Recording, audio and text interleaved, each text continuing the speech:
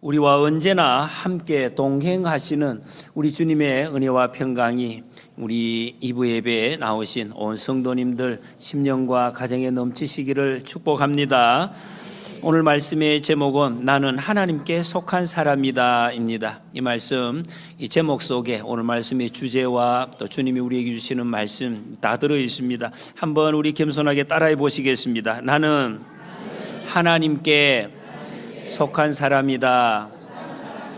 이 한 주간 내내 여러분 이 말씀을 이렇게 마음으로 되새기시고 한번 입술로 이렇게 고백해 보시기 바랍니다. 얼마나 쉽습니까? 근데 이 말씀 속에 큰 진리와 능력이 들어 있습니다. 나는 세상에 속한 사람이 아니라 하나님께 속한 사람이다. 이것이 확실히 되어지면 여러분 우리 앞에 길이 열립니다. 하나님의 능력이 임합니다. 주님의 도우심을 경험할 수가 있습니다.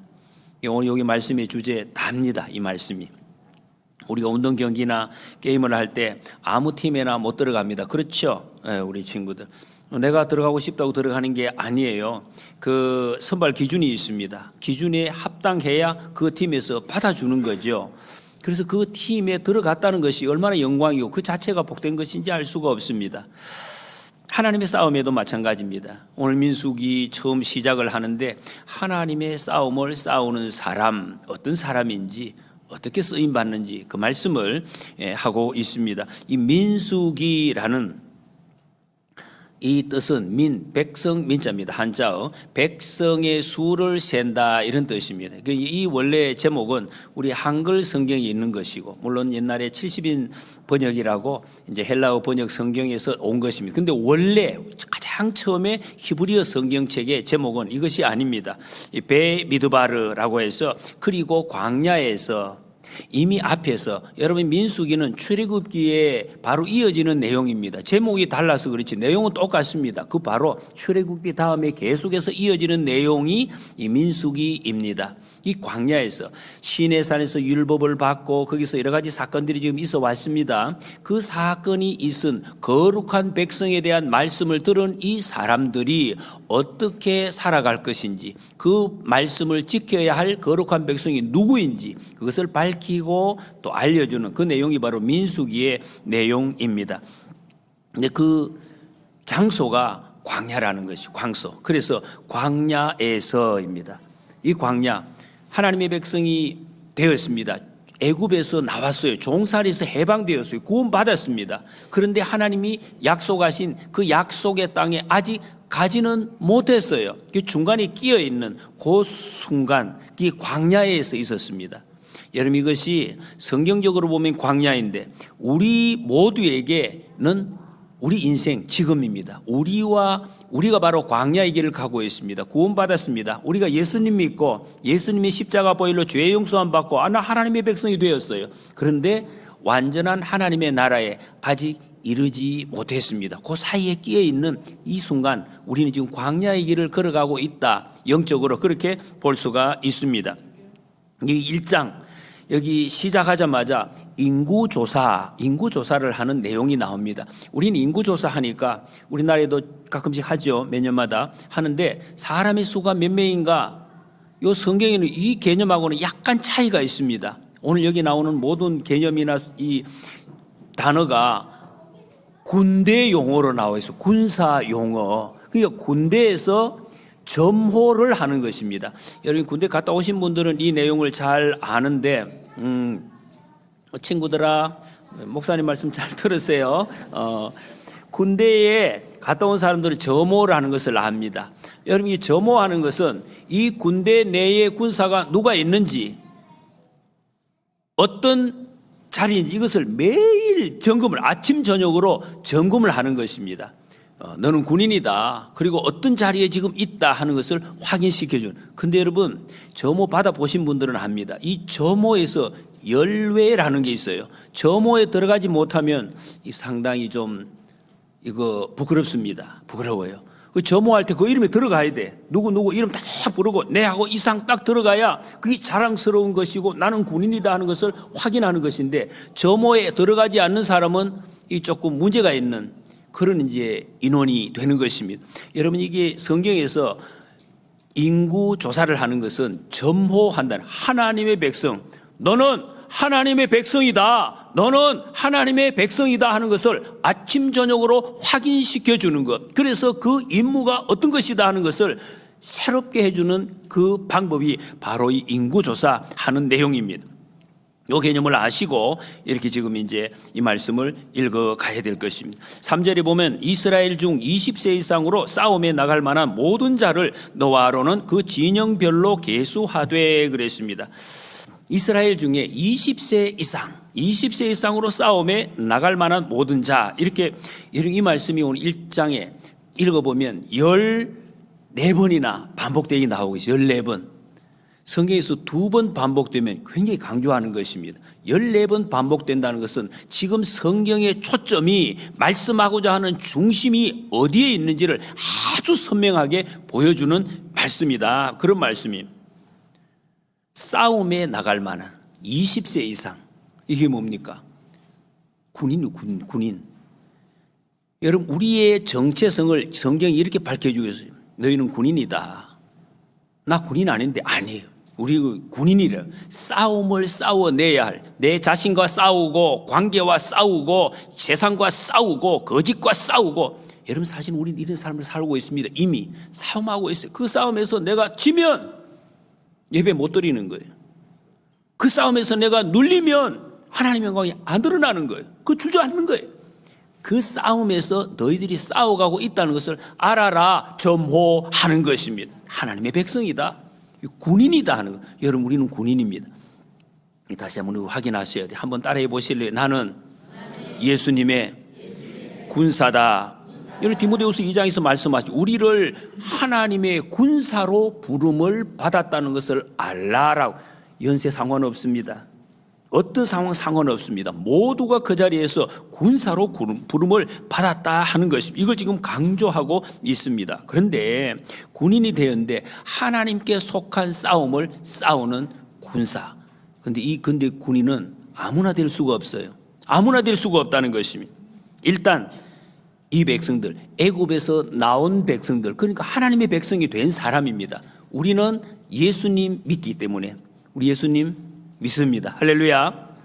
구원받았어요. 그래서 하나님의 백성이 되었습니다. 하나님의 백성이 된 사람, 그 자격이고, 그 다음에 그 중에서도 오늘 여기 본문에서 20세 이상, 이게 어떤 뜻입니까?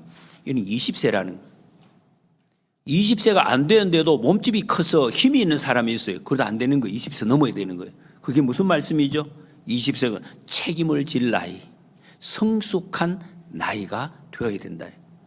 힘도 있지만 건강해야 되고 사명감을 가져야 되고 책임을 질 나이가 되어야 된다. 이 싸움에 나갈 만한 모든 자, 이것도 그런 뜻입니다. 여러분, 싸움에 나간다, 군인이 될 수 있으면 사명감이 있어야 군인이 될 수가 있어요. 사명감 없는 사람 군인 못 됩니다. 되어도 군인 역할 못 합니다. 이 사명감이 있는 사람, 건강한 사람, 이런 사람이 싸울 수가 있어요. 여러분, 좀 전에 말씀드렸죠. 우리는 영적 전투를 하고 있습니다. 이 전투에서 어떻게 이겨낼 수 있는, 나 못 살겠어, 안 되겠어.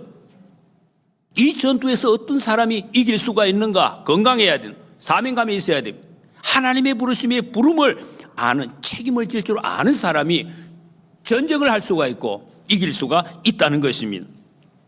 여러분, 군대 가면은 가기 전에 우리 신체 검사를 다 받습니다. 그 조건하고 같습니다. 여러분, 군대 가기 전에 우리 친구들, 이제 또 군대 갈 친구들 있죠. 군대 가면 신체 검사를 받는데 여기서 1등급 현역 이게 판정이 나면 이제 군대를 또 이렇게 가게 됩니다. 뭐 군대 가고 안 가고가 뭐 그렇게 핵심적인 건 아닙니다만은 신체 검사를. 근데 군인이 되었다는 것은 선택을 받는 것이 가장 큰 영예입니다. 이 영광이고 큰 복이라는 것. 내가 선택을 받았다. 내가 군인으로 선택을 받았다. 군인으로서 사명을 받았다. 이것 자체가 영광인 거예요. 기쁨인 것입니다. 이 정도 조건은 구비되어야 영적 싸움을 할 수 있다. 우리도 그런 사람입니다. 그리고 마땅히 그래야 할 것을 말씀하고 있습니다. 하나님 앞에 군인으로 선택을 받고 그리고 이 자격을 갖출 때에 하나님께서 우리에게 맡겨주신 사명의 기쁨을 누리면서 살 수가 있습니다. 교회를, 그러니까 우리 교회가 여러분 군인이 군대예요. 그걸 아셔야 돼요. 군대를, 우리는 군대, 그냥 뭐 놀러 가는 어떤 그 교회 모임 그런 거 아닙니다. 근데 어떤 분들은 교회를 이런 비유를 해요. 병원과 같다. 그래서 아픈 사람들이 와 세상에 지치고 마음을 상처받고 육신이 아픈 사람들이 교회 와서 치료받고 위로받고 계속해서 격려받는 이런 곳이다. 맞아요. 한편으로는 교회의 그런 역할을 하는 것이 맞습니다. 그런데 이게 교회의 역할이 다가 아니에요. 그게 그리고 목적이 아니에요. 그럼 그게 목적이 아니면 뭘까? 교회에서 만약에 모든 사람이 다 치료받고 나 치료해 주세요. 상처받았어요. 나 아파요. 나 치료해 주세요. 위로해 주세요. 전부 다 이러면은 그러면 여러분 주님이 우리에게 명령해 주 세상에 나가서 빛이 되고 세상의 소금이 되고 그리고 땅 끝까지 가서 수요일 여러분 선교사님 말씀드렸죠. 얼마나 저 세상의 전방에 나가서 치열한 전투를 하면서 복음을 전가하는 이 누가 감당을 합니까? 그런 의미만 있는 것이 아니라는 것입니다. 그래서 여러분 이렇게 보면 교회는 다른 비율, 훈련소와 같다. 요 옆에 가면 논산훈련소가 있습니다. 저 논산훈련소 나왔는데 1월 14일 날 제가 군대 입대를 했습니다. 정말로 추운 근데 막 한 3, 4주, 5주 정도 이 추운 데에 엎드려서 훈련을 받고 4주 정도 한 달 정도 지나니까 제 마음속에 그런 마음이 들더라고요. 야, 내가 군인이 되었구나. 이제 내가 어떤 자리에 가서도 우리나라를 내가 지켜내고 우리 가족을 지켜낼 수 있는 사람이 되겠다. 그런 마음이 진짜 생기더라고요. 이게 훈련입니다. 훈련소 나가면은 정말로 마마보이 그런 아들들도 당당한 군사로 세워지게 되는 것이 이게 훈련소입니다.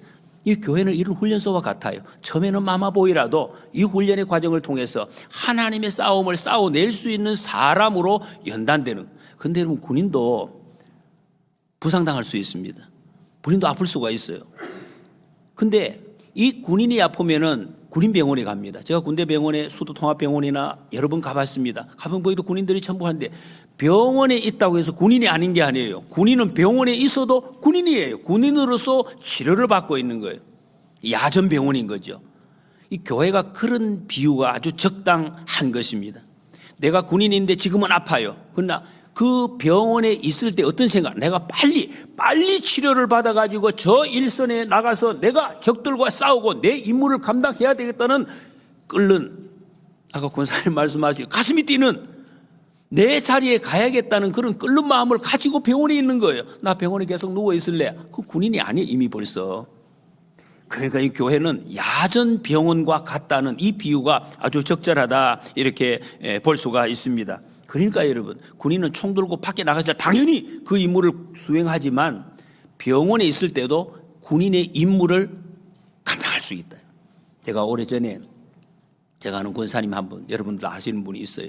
이 권사님이 암에 걸리셨는데 암 말기예요. 제가 막 참 보기만 해도 막 온 몸에 이 색깔이 다 변하고 엄청 힘든 그런 상황이에요. 근데 제가 신방 갈 때마다 목사님 다 괜찮아요.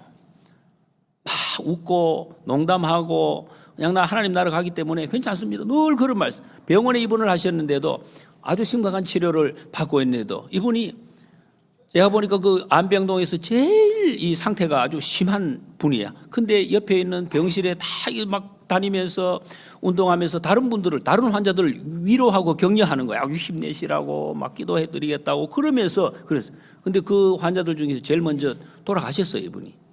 여러분들 그 돌아가시기 전까지 환자지만은 환자로 살지 않았어요.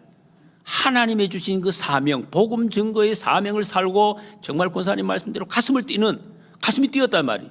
몸은 약하더라도 그 십자가의 군병으로 살아내. 그런 경우라는. 여러분 우리가 그런 사람입니다. 그냥 주저앉아가지고 어둠 가운데 끌려가는 것이 세상에 끌려가는 것이 이 벌써 군인의 모습이 아니죠. 여러분 우리는 정말로 그런 어떤 경우에도 치료만 받는 자리가 아니라 주님 내가 끝까지 이길 때까지 싸우겠습니다. 영적 전쟁 때 이 사명을 감당하는 십자가의 군병으로 사시기를 축복합니다. 18절 19절에 보니까 둘째 달 첫째 날에 이제 2년 2월 1일이죠. 회중을 모으니 이때 각 종족과 조상의 가문에 따라 20세 이상의 남자 이름을 자기 혈 계통별로 신고하며 그래요. 자기 계통별로. 모세와 아론이 이 지파별로 한 명씩 다 지명된 사람을 모아서 같이 12지파를 계수했는데 이때의 기준이 계통별로입니다. 계통별로. 이 말이 무슨 말인가 하면 이스라엘 중에는 여러분 이스라엘의 핏줄, 유대인의 핏줄을 이어받은 그런 사람들이 있는데 그 가족과 종족이 있어야 계수의 대상이 된다 이런 뜻입니다. 근데 이것은 핏줄을 의미하는 게 아니에요. 성경에 보면 이스라엘 백성들이 이미 얼마 전에 애굽에서 나올 때에 유대인 핏줄만 사람들 모아 나온 게 아니에요. 출애굽기 12장에 보면은 수많은 잡족들 그래서 이 말은 유대인 족속 외에 여러 족속들이 같이 이 하나님의 백성의 대열에 합류해서 나왔어요. 그 사람들은 하나님이 우리 인생의 주인이시구나, 내 생명을 주신 분이 하나님이시다, 여호와 하나님, 그것을 알고 받아들인 사람들 다 이스라엘 민족들과 함께 나왔어요. 이들이 지금 광야를 가고 있습니다. 하나님의 백성이 되었다는 것입니다. 이방인으로서 대표적으로 믿음의 조상으로 아주 위대하게 쓰임받은 사람 기억나는 사람이 있습니까? 이 출애굽 때 민수기 이제 나오는데 갈렙이라는 사람입니다. 갈렙 이방인이었어요. 이방인인데 하나님 백성이 나와서 지도자가 되어서 전쟁에 앞장서서 큰 역사를 이루는 데 쓰임 받았습니다. 이후에도 이제 라합이라든지 룻이라든지 이런 사람들이 있습니다. 이 사람들은 홍해만 건너면 그것으로 다 되는 것이 아니었다는 것입니다. 물론 이 사람들이 누구든지 홍해 건너온 사람들은 다 똑같이 하늘에서 내리는 만나를 먹고 바위에서 나오는 물을 마시고 다 먹고 마시고 했어요. 그러면 되지 않나? 가는데 물 먹고 밥 먹고 그러면 살면 되지 않습니까? 네, 그게 전부였어요. 그게 전부였다는. 그냥 먹고 물 마시고 사는 거, 이게 전부였습니다. 소속이 불분명한 사람. 내 소속이 어디지? 여러분 군대 아까 점호 말씀드렸죠. 점호에서 분명히 점호 안 되는 사람 싸움 안 내보내요.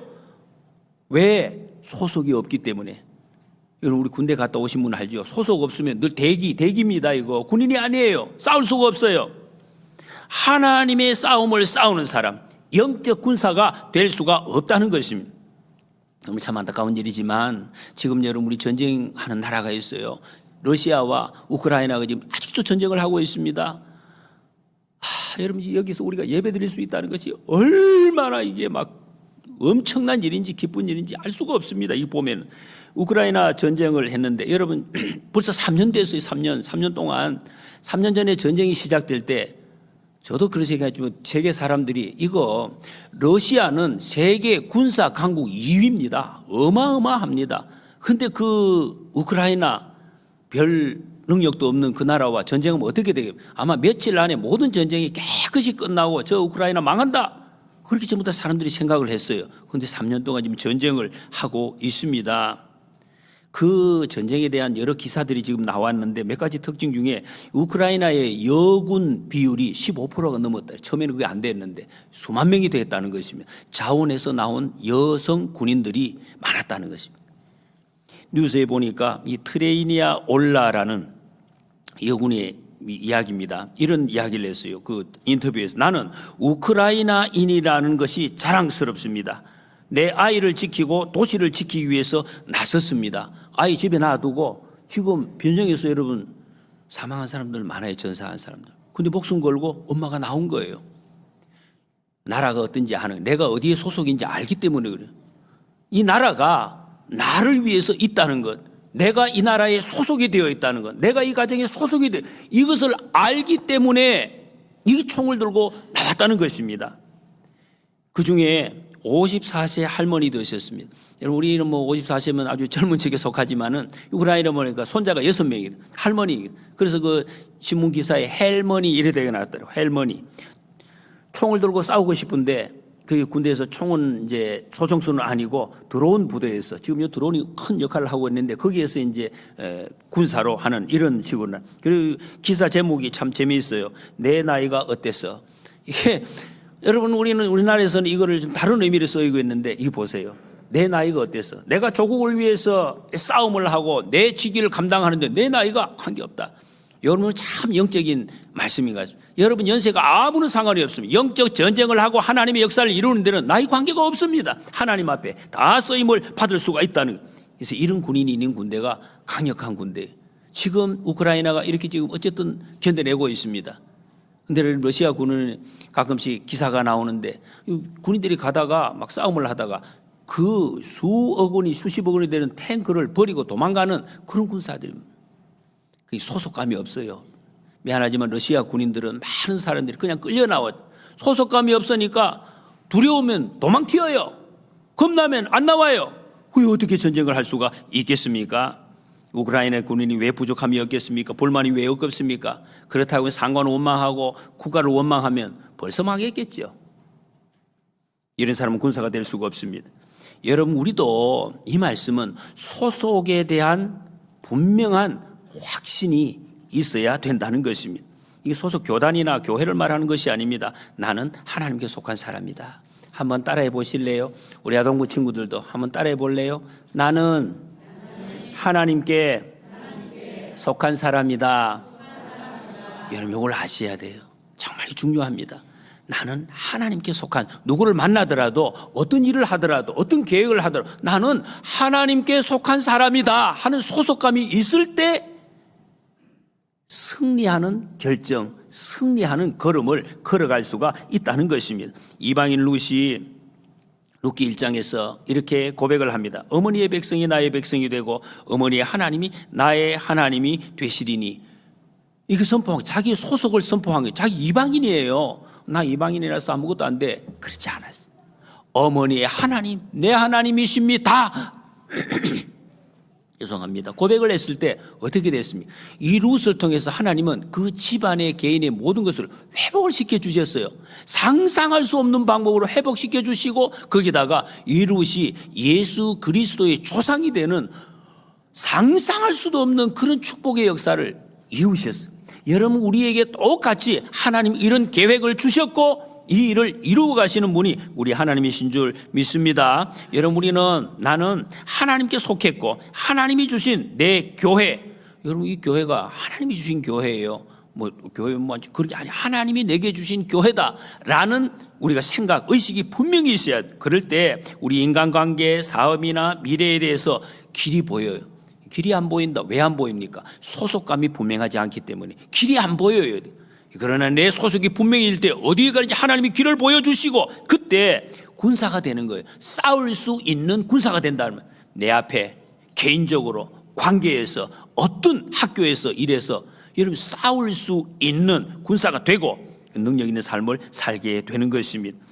이런 군사가 되시기를 축복합니다. 그래서 여러분 이스라엘 12지파 각 지파별로 계수를 했더니 총계가 60만 3,550명입니다. 60만 3,550명. 요거 성경에 여러 번 나오는데 우리 학생들 이 정도는 알고 계셔야죠. 603550. 여기 이제 총계 숫자였습니다. 바로 출애굽한 이스라엘 백성. 그런데 여기에서 예외된 지파가 있어요. 어느 지파입니까? 레위 지파였어요. 예, 레위 지파. 레위 지파. 49절에 보면 레위 지파만은 계수하지 말며 그랬습니다.